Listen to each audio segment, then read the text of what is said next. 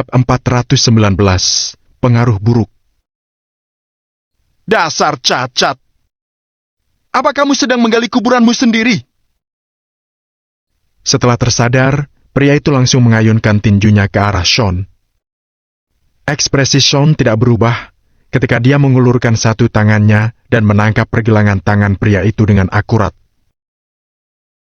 Siapa yang memberimu keberanian untuk mendidik putriku? Ucapan Sean itu disusul suara tamparan yang keras. Plak! Tamparan itu sekali lagi membuat pria itu terpukul mundur 8 langkah. Kepala pria itu berputar, hidungnya langsung menyemburkan darah. Setelah menerima 2 tamparan beruntun dari Sean, pria itu merasa seperti kehilangan seluruh kekuatannya. Pria itu berdiri dengan goyah dan sedikit gemetar. Dia tidak menyangka Sean akan menyerang dengan sangat kejam. Namun sebaliknya, kekuatan dan kecepatan reaksi Sean benar-benar mengejutkan. Meskipun pria itu tidak cacat, dia tidak akan mampu menahan serangan Sean. Aku bertanya padamu. Berani sekali kamu ingin mendidik putriku. Sean memelototi pria itu dan bertanya dengan dingin. Dengan sedikit ketakutan di matanya, pria itu mengertakkan gigi dan mematung, tidak berani bicara. Pria itu awalnya berpikir dia bersikap keren di depan orang tua yang lain. Tapi sekarang itu memalukan. Sedangkan Iris, saat itu dia menutup mulutnya dengan tangan karena merasa sangat tersentuh. Iris dan Tina sangat terharu ketika mendengar Sean berkata, "Putriku, maaf, Tina. Aku terlambat." Sean menatap Tina dan berbicara dengan nada lembut. "Kamu tidak terlambat." Tina segera masuk ke dalam pelukan Sean. Sejenak kepalanya bersentuhan dengan lengan Sean. Tina benar-benar punya ayah. Kami semua mengira dia berbohong. Ya. Dia memang punya ayah dan juga sangat tampan. Tapi kenapa dia duduk di atas kursi roda? Banyak murid taman kanak-kanak di sekitar Tina yang mulai bergunjing. Ayahku datang menemuiku. Dia ada di sini untuk menghadiri rapat orang tua dan guru. Tina mengulurkan tangannya yang kecil dan mengusap matanya. Kemudian dia menarik tangan besar Sean dan berteriak kepada sekumpulan murid itu dengan percaya diri. Tatapan percaya diri itu membuat Sean ingin tertawa, tapi di saat yang bersama juga merasa sedikit sedih. Sean, terima kasih. Iris perlahan mendekat dan berbisik pada Sean. Terima kasih untuk apa? Sudah kewajibanku untuk menemui putriku. Bukankah begitu, Tina? Sean menjawab dengan santai, sambil mengulurkan tangan dan membelai rambut Tina. Ya? Kamu benar. Tina cemberut dan langsung memberontak, berpihak pada Sean. Kamu memang lucu. Iris menggelengkan kepala tak berdaya dan menampar pelan kepala Tina. Jadi, kamu memang punya suami, ya? Padahal dia hanya orang cacat. Tapi aku tidak peduli jika dia cacat. Kamu harus minta maaf pada suamiku sekarang. Wanita yang sedari tadi berdebat dengan Iris, berbicara sambil mendengus dengan dingin. Minta maaf? Dia pria dewasa, tapi berani memukul anak berusia 6 tahun. Siapapun yang punya rasa kemanusiaan akan menghentikannya. Aku adalah orang tua Tina dan sudah menjadi tugasku untuk turun tangan dan menghentikan suamimu. Kamu masih berani menyuruhku minta maaf? Ujar Sean sambil menatap wanita itu dengan kening berkerut. Suamiku tidak memukul anakmu. Siapa yang melihatnya? Di sebelah mana anakmu dipukul? Justru kamu yang memukul suamiku, dan semua orang menyaksikannya. Benar. Wanita itu semakin marah, dan pada saat yang sama, Dia merasa suaminya adalah seorang pecundang karena gagal menahan serangan orang cacat. Aku tidak boleh menghentikan seseorang yang merundung putriku. Iris, yang telah kehilangan kesabarannya, segera melangkah maju untuk berdebat dengan wanita itu. Hentikan omong kosong ini.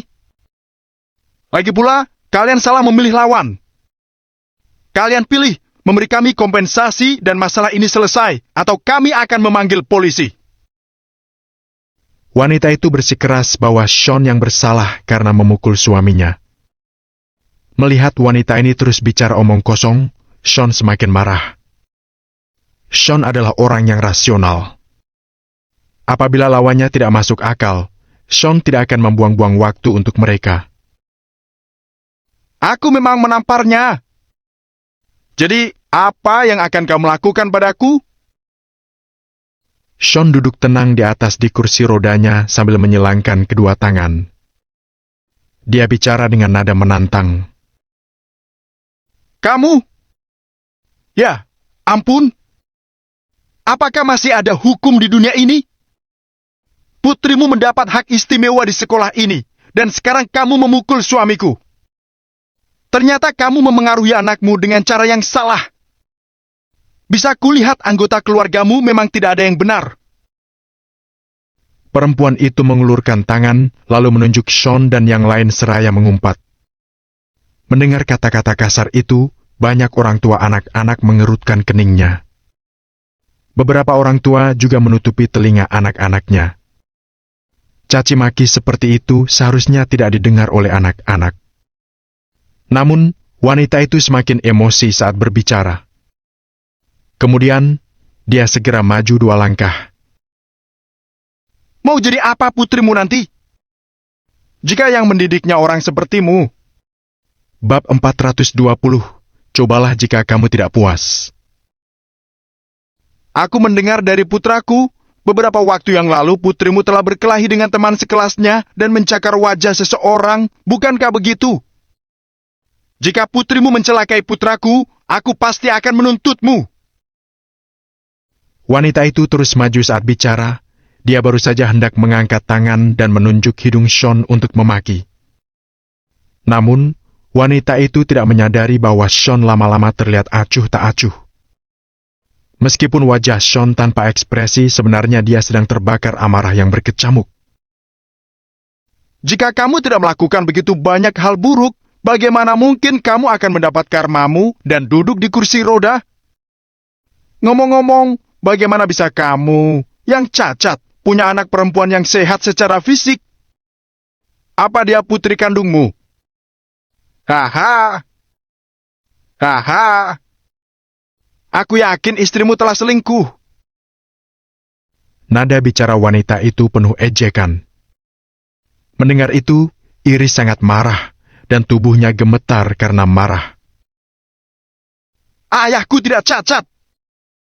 Dan dia tidak melakukan hal-hal buruk sehingga mendapatkan karmanya. Dia adalah seorang prajurit. Kakinya terluka saat melindungi negara ini. Pada saat itulah Tina melangkah maju dengan garang. Dia mengulurkan kedua tangannya sambil berdiri di depan Sean. Matanya membelalak dan menatap wanita itu dengan serius, mengejutkan semua orang. Ketika kerumunan bereaksi, mereka serempak menoleh untuk melihat Sean. Banyak yang mulai menghormati Sean. Sementara itu, Iris membelalak terkejut karena tidak menyangka Tina akan mengingat dengan jelas apa yang sudah dia katakan padanya. Apakah dia seorang tentara? Wanita itu mengerutkan kening lalu mencibir. Apa yang kamu tahu sebagai anak kecil? Apa kamu pikir kami akan mempercayaimu hanya setelah kamu mengatakan dia seorang tentara? Selain itu, bahkan jika kakinya terluka akibat perang, apa pentingnya? Apa pentingnya menjadi seorang prajurit jika kamu tidak bertempur di medan perang? Banyak orang tewas dalam peperangan. Tidak ada yang bisa dibanggakan setelah sekadar mengorbankan kaki. Siapa yang memaksamu menjadi tentara? Dan siapa yang memaksamu pergi berperang? Kamu pantas mendapatkannya bahkan jika kamu kehilangan nyawamu.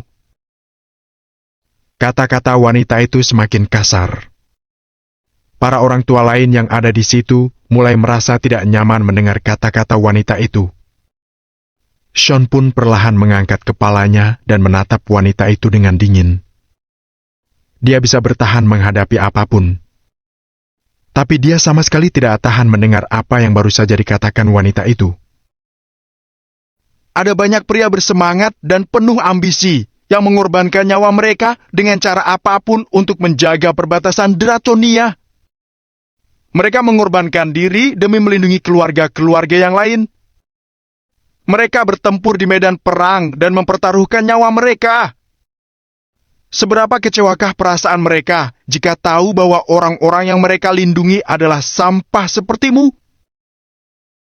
Sean perlahan mengangkat kepalanya dan menatap perempuan itu dengan dingin. Keinginan membunuh di mata Sean semakin menguat. Saat itu, Sean sangat marah. Jadi, apa kamu masih ingin memukulku? Kamu pantas mati. Bagaimana? Ayo, pukul aku. Aku seorang wanita, jadi coba pukul aku. Ketika wanita itu melihat reaksi Sean, dia segera melangkah maju dan mengulurkan tangan untuk menunjuk wajah Sean dan tertawa. Dia benar-benar tidak percaya Sean berani memukul seorang wanita. Plak! Namun, pada detik berikutnya, terdengar bunyi tamparan keras. Wanita itu hanya merasakan sakit di wajahnya dan dia semakin bingung. Dia akhirnya menyadari betapa menakutkannya kekuatan Sean. Tap, tap, tap. Wanita itu mundur beberapa langkah beruntun. Dia menutup wajahnya sambil menatap Sean dengan mata terbelalak tidak percaya. Semua orang ternganga. Sean benar-benar menampar wanita itu. Orang cacat ini benar-benar luar biasa. Berani-beraninya kamu memukulku. Berani-beraninya kamu memukul seorang wanita. Perempuan itu menutup wajahnya dan berteriak pada Sean. Jadi, bagaimana jika aku menamparmu? Apa masalahnya sebagai seorang wanita? Apakah semua yang kamu katakan jadi pantas hanya karena kamu lemah? Sean menatap dingin wanita itu sambil perlahan menarik tangannya tanpa sedikit pun rasa malu. Memukul seorang wanita? Jangankan menampar wanita itu. Ketika Sean bertempur di medan perang di masa lalu, dia telah membunuh banyak musuh wanita. Baginya, tidak ada perbedaan antara pria dan wanita, tetapi hanya antara kawan dan lawan. Sama sekali tidak akan ada yang menahan diri karena jenis kelamin musuh. Ini adalah pendapat Sean. Aku harus memberimu pelajaran hari ini. Wanita itu meraung dan mengacungkan tangannya.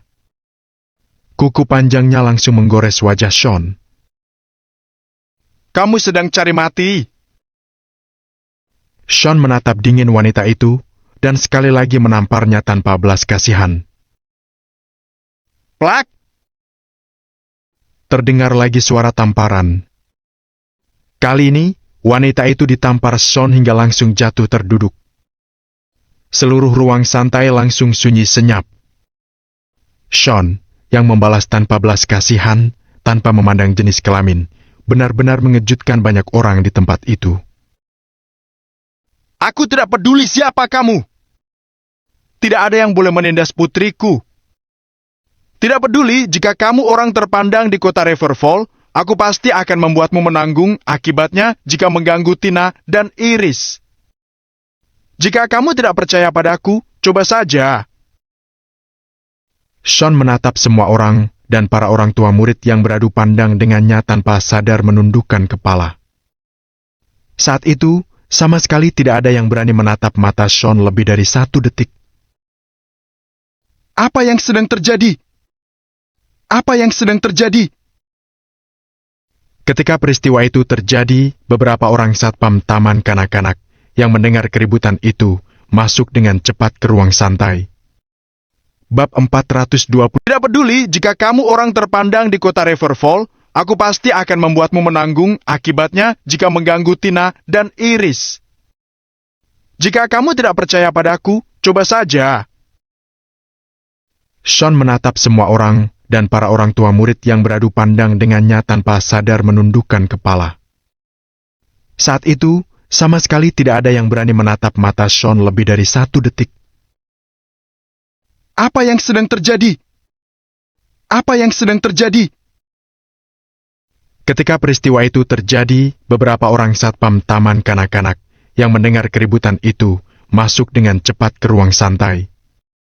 Bab 421, Tuan Lane. Seorang orang tua murid memukul orang tua murid yang lain. Itulah dia. Dia memukulku. Aku seorang wanita, tapi dia memukulku. Tempat itu menjadi kisruh karena kerumunan dalam keadaan kacau. Pasangan yang ditampar itu bahkan mendatangi beberapa satpam dan melebih-lebihkan pengaduan mereka. Sambil mengadu, pasangan itu melihat ke arah Sean dan tersenyum dingin. Mereka percaya Sean pasti akan segera diusir karena dia telah membuat masalah. Mungkin Tina pun akan terkena imbasnya dan dikeluarkan dari taman kanak-kanak itu. Dan wanita ini siap untuk menuntut biaya pengobatan dalam jumlah besar kepada Sean. Beberapa satpam mengikuti arah telunjuk wanita itu. Saat mereka melihat Sean, satpam-satpam itu mematung. Tuan Lane. Seorang satpam buru-buru melangkah maju dan menyapa Sean dengan hormat. Direktur taman kanak-kanak itu secara pribadi telah menjelaskan bahwa mereka harus tetap hormat dan sopan ketika bertemu Sean. Ketika Sean baru saja masuk, mereka bahkan memberi hormat dan menyapanya. Jadi bagaimana mungkin mereka tidak mengenalnya? Halo. Sean mengangguk perlahan. Tuan Lane, apa yang terjadi? Apa mereka telah sengaja membuat masalah? Beberapa orang satpam segera berkumpul dan bertanya pada Sean dengan hormat. Melihat pemandangan itu, pasangan yang dipukuli dan para orang tua lainnya mematung. Lagi pula, satpam-satpam itu selalu bersikap angkuh kepada para orang tua. Meskipun demikian, banyak orang tua hanya bisa diam karena mereka takut anak-anak mereka akan dirundung di sekolah. Namun pada saat itu, beberapa penjaga keamanan ini sangat sopan kepada Sean. Ini benar-benar membuat kerumunan sedikit bingung. Sepertinya identitas Sean memang rumit. Pasangan yang dipukuli itu juga sedikit terkejut. Apa maksud Anda? Dia adalah orang yang memukul kami. Lihatlah memar di wajah kami. Dia memukul kami, tapi mengapa sekarang Anda menyebut kami pembuat onar? Wanita yang jelas pemberang itu tak henti-hentinya berteriak. Bagaimana mungkin Tuan Lane membuat masalah? Jika Tuan Lane benar-benar ingin membuat kegaduhan, saya pikir Anda sekarang tidak akan bisa berdiri di sini dan membentak-bentak saya. Satpam itu mencibir dan berbicara dengan tegas untuk mendukung Sean. Apa yang terjadi beberapa waktu lalu sudah tersiar ke seluruh taman kanak-kanak itu. Semua orang tahu Sean bisa membuat Hamlin datang segera setelah Sean menelponnya. Saat itu, ketika kendaraan Hamlin masuk, dia disambut oleh rombongan satpam yang sama. Identitas Sean jelas tidak sederhana. Jika dia benar-benar ingin membuat kegaduhan, itu tidak akan sesederhana memukul seseorang. Aku sarankan, sebaiknya jangan main-main dengan Tuan Lane. Seorang satpam menatap wanita itu penuh arti. Dan di sepanjang proses itu, Sean tidak berkata apa-apa. Dia hanya diam membantu Tina merapikan kembali 2 kepangan rambutnya. Gerakannya lembut, dan dia terlihat sangat tenang. Seakan-akan semua berada di bawah kendalinya. Dia bahkan tidak menganggap serius apa yang telah terjadi. Mendengar apa yang dikatakan satpam, pasangan itu kembali mematung. Mungkinkah Sean orang penting? Haha. Pantas saja putrinya bisa mendapat tambahan makan 2 kali lipat. Jadi, dia punya status yang tinggi, ya. Memangnya kenapa? Mengapa putrinya harus mendapatkan porsi ganda padahal dia membayar jumlah uang yang sama? Kami tidak terima. Kami harus memastikan anak-anak kami mendapatkan perlakuan yang adil. Harus ada jawaban untuk masalah ini. Mengapa mereka mesti mendapatkan perlakuan khusus? Wanita itu langsung mulai menghasut kerumunan. Sesuai dugaan, saat mereka mendengar ucapan wanita itu, banyak orang yang tampil dan menyuarakan dukungannya. Bahkan jika Sean mungkin orang penting, dia tidak bisa jadi satu-satunya yang mendapat perlakuan khusus. Ada beberapa orang kaya di antara para orang tua anak-anak ini.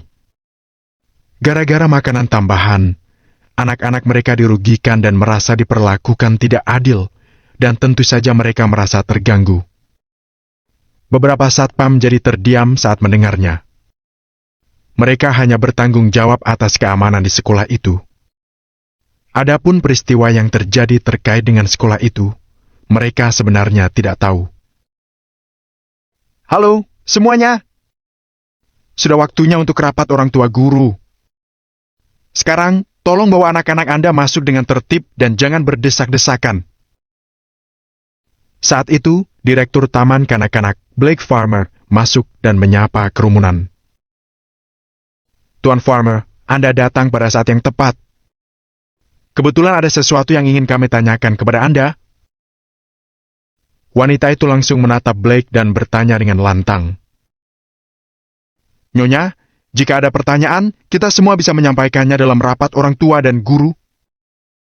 Hari ini, saya telah mengundang seorang ahli pengasuhan senior untuk bergabung bersama kita. Nanti, Anda bisa bertanya kepadanya tentang permasalahan dalam kehidupan sehari-hari anak-anak Anda. Dan Anda bisa memberikan saran atau juga mengajukan permintaan untuk sekolah ini dalam rapat orang tua dan guru. Akan ada seseorang yang ditunjuk untuk menjawab pertanyaan-pertanyaan dan memecahkan masalah-masalah untuk semua orang. Blake bertepuk tangan lalu menyapa kerumunan ketika mereka masuk. Bab 422, atas dasar apa? Wanita itu mengertakkan gigi dan berpikir selama beberapa detik. Tapi akhirnya, dia menahan amarahnya. Apapun yang terjadi, wanita itu pasti tidak akan membiarkan masalah ini diabaikan. Dengan dukungan dari banyak orang tua lainnya, penanggung jawab Taman Kanak-kanak tidak akan berani mengabaikan pengaduannya. Kamu pasti akan mendapat pelajaran.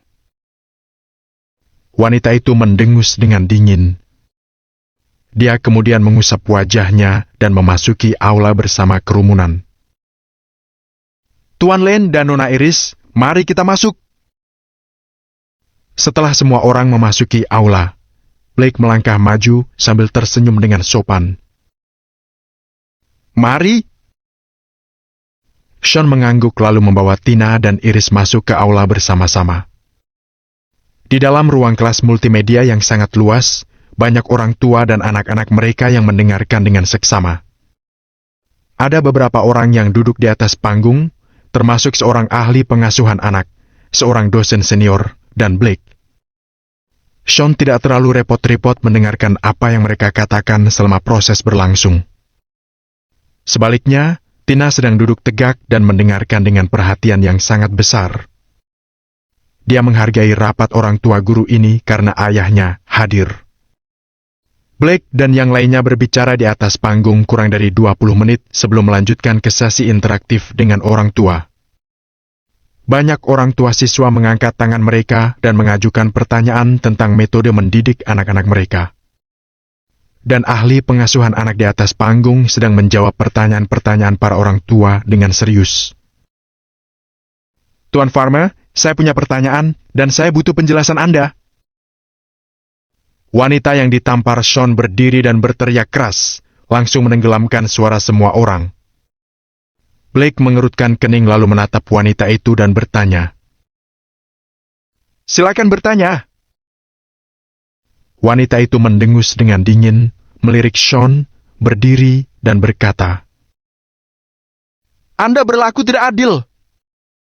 para guru mengajarkan anak-anak kita untuk bersikap adil dan mematuhi hukum, tetapi para guru bukan contoh yang baik. Apakah menurut Anda itu pantas?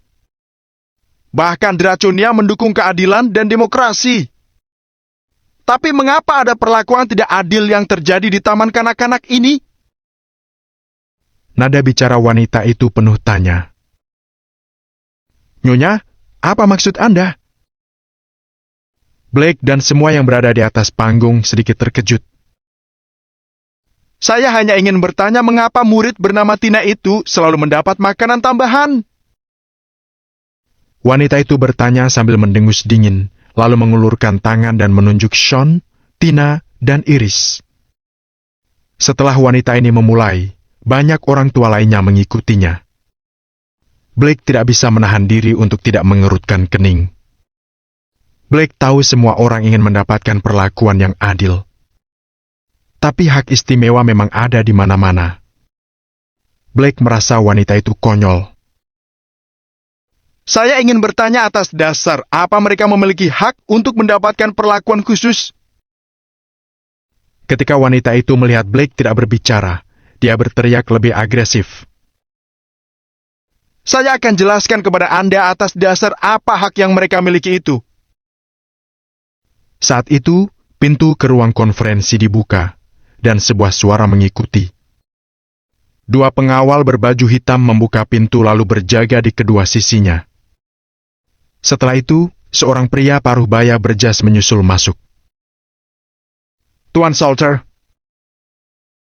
Ketika melihat pria paruh baya ini, Blake dan yang lainnya segera berdiri dan menyapa dengan hormat.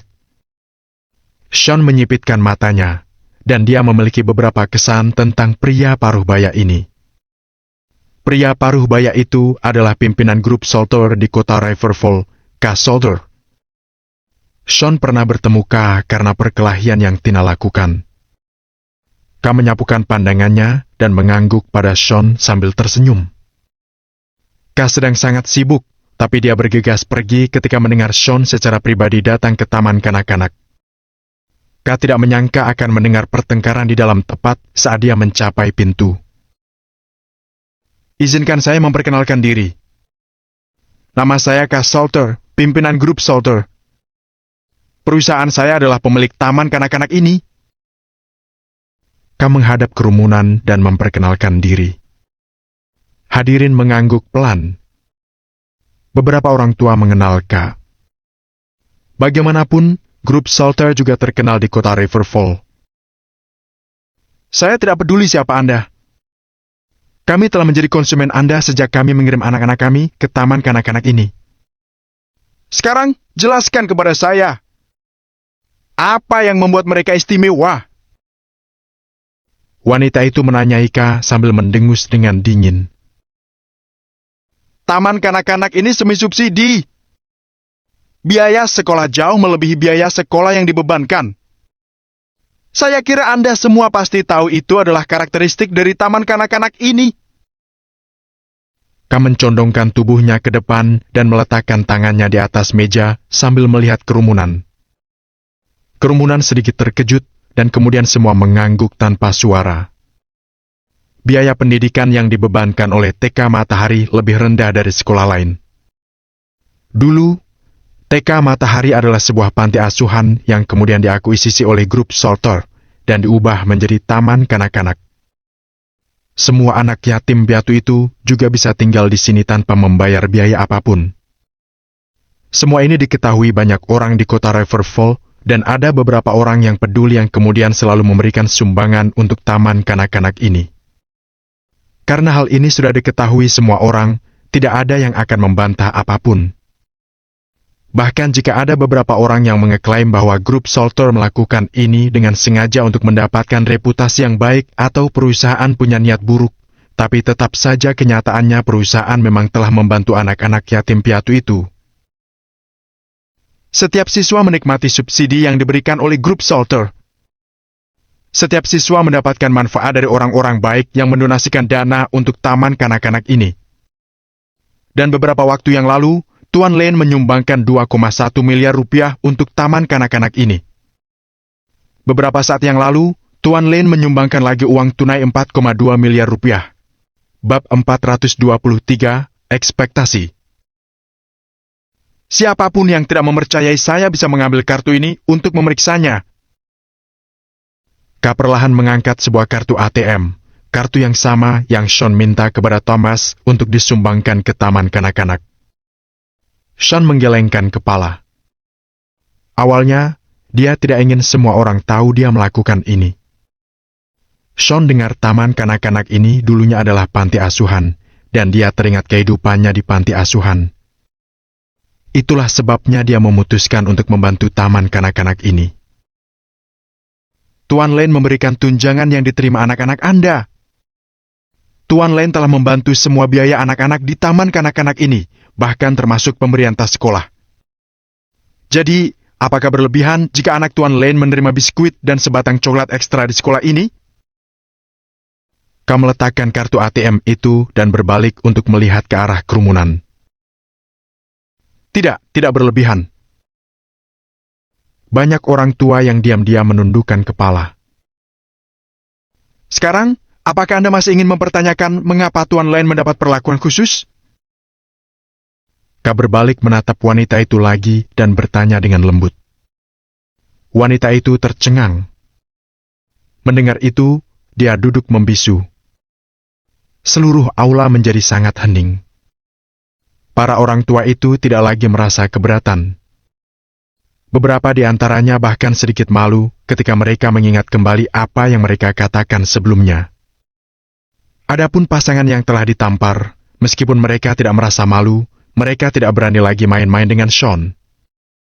Alangkah kayanya dia sampai bisa menyumbangkan beberapa miliar untuk sebuah taman kanak-kanak. Jadi, para orang tua itu tidak berani lagi memprovokasi Sean.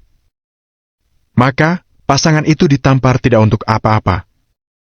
Pertemuan orang tua dan guru berakhir segera setelah K muncul. Para orang tua itu menatap Sean dan Iris dengan perasaan campur aduk, kemudian bergegas pergi bersama anak-anak mereka. Sean dan K berbincang sebentar sebelum pergi. Awalnya, Sean tidak peduli siapa K. Namun, sejak tahu grup Salter telah melakukan hal yang begitu baik, entah bagaimana Sean mengubah kesannya terhadap K. Mungkin saja grup Salter mencoba memanfaatkan tindakan nyata ini untuk membantu membangun citra perusahaan. Tapi setidaknya mereka telah melakukan perbuatan baik. Itu sudah cukup. Tina, kamu mau makan apa? Aku akan mengajakmu makan enak.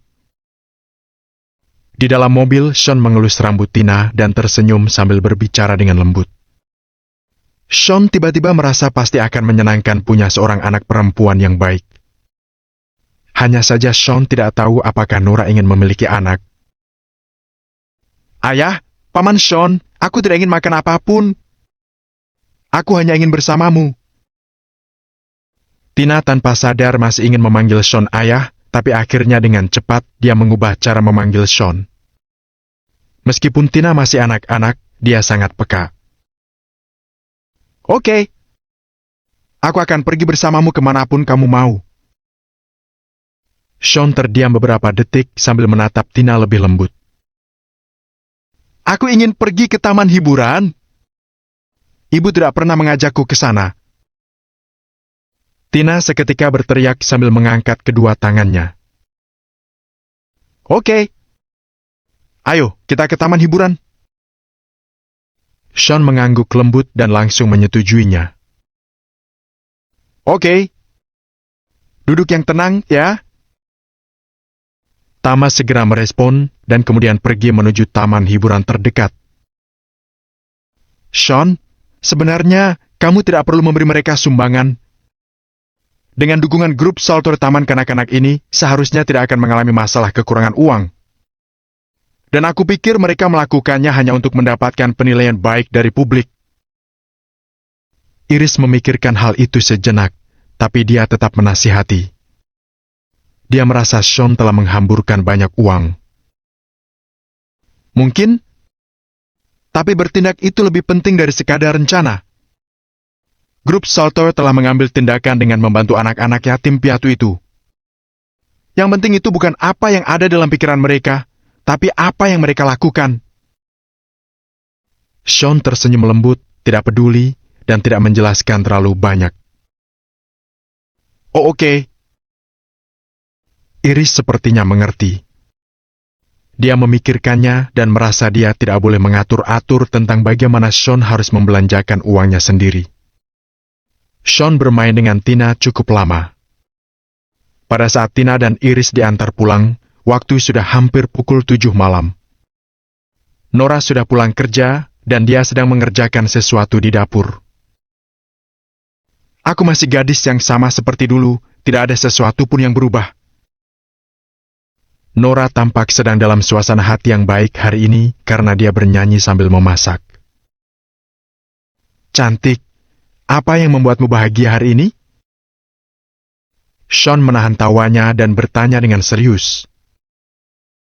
Sean, kamu sudah pulang. Nora mengambil spatula dan buru-buru berjalan ke pintu dapur. Apa kamu ada waktu besok? Jika tidak ada yang harus dikerjakan, ikutlah denganku ke bandara. Nora terdengar bersemangat saat mengatakan itu. Ada apa? Apa kamu akan menjemput seseorang? Sean bertanya dengan sedikit kebingungan.